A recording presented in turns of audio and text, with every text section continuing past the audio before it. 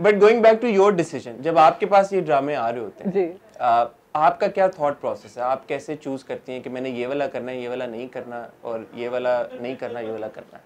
देखिए I personally am not one, मुझे लगता है कि ये I think that I think actors when they say that they choose a project for somebody other than themselves, ये झूठ है.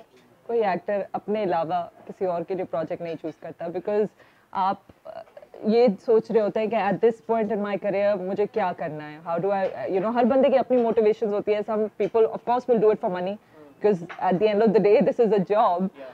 Some people will do it for कि यार मुझे लगता है कि इससे मुझे recognition मिलेगी, लेकिन कोई भी इंसान कोई भी प्रोजेक्ट ये सोच के नहीं करता कि किसी और का पर्सपेक्टिव या ऑडियंस का पर्सपेक्टिव, आप अपने लिए करते हो.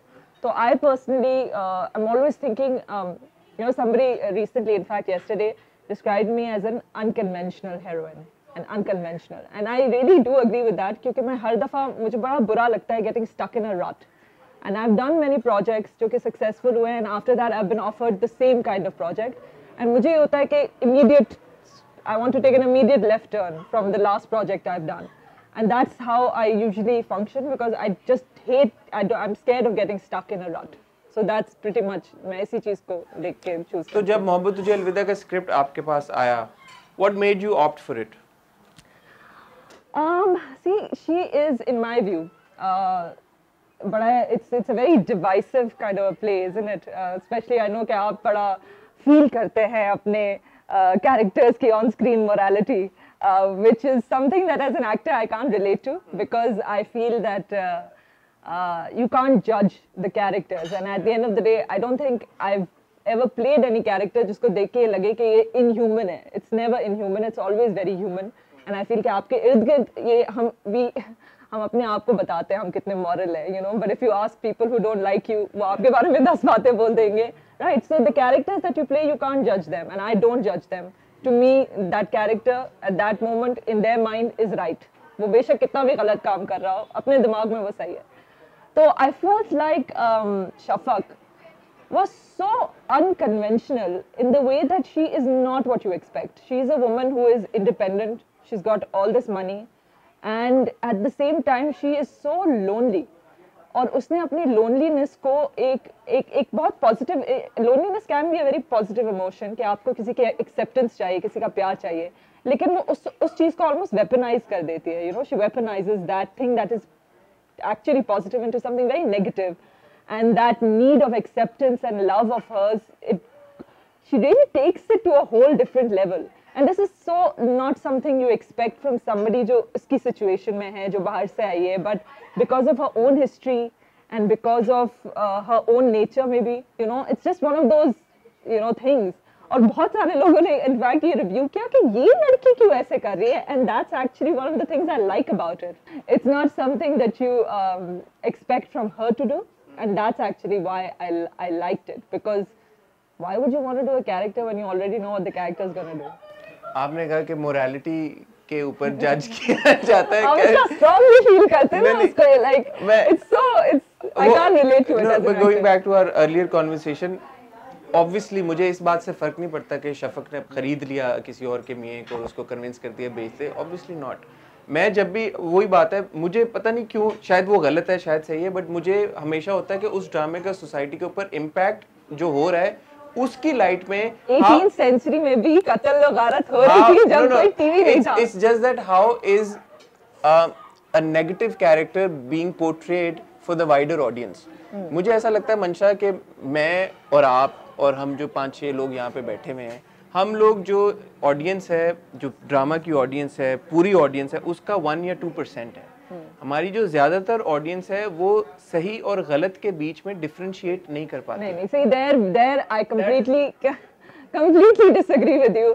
देखिए, एजुकेशन का सही और गलत, ये मुझे लगता है बड़ी प्रिविलेज्ड वे ऑफ थिंकिंग है, ये सोचना कि क्योंकि आपको तालीम मिल गई है तो that means you are the person who knows what right and wrong is. This is completely innate. ये आपकी upbringing से, आपके social circumstances से, आपके अपने nature से इसका बड़ा एक ताल्लुक है.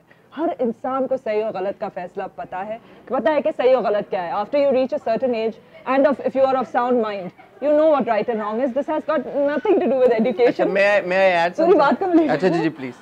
But I do think that I think that people who try to say कि ये मैंने चीज इसलिए की या ये मैंने चीज इसलिए की, आप अपनी रिस्पॉन्सिबिलिटी को फॉब ऑफ कर रहे हैं to somebody else. Nobody commits the murder because they saw it on screen. अगर ऐसी बात होती तो we have embodied so many characters who have done all kinds of wrong things, but that the burden of your own life actions rests solely on your shoulders. You cannot fob it off. But obviously मैं आपकी बात से भी मुत्तफिक हूँ कि ऐसा नहीं है कि एक overall impact होता है of the kind of perpetuation of ideas.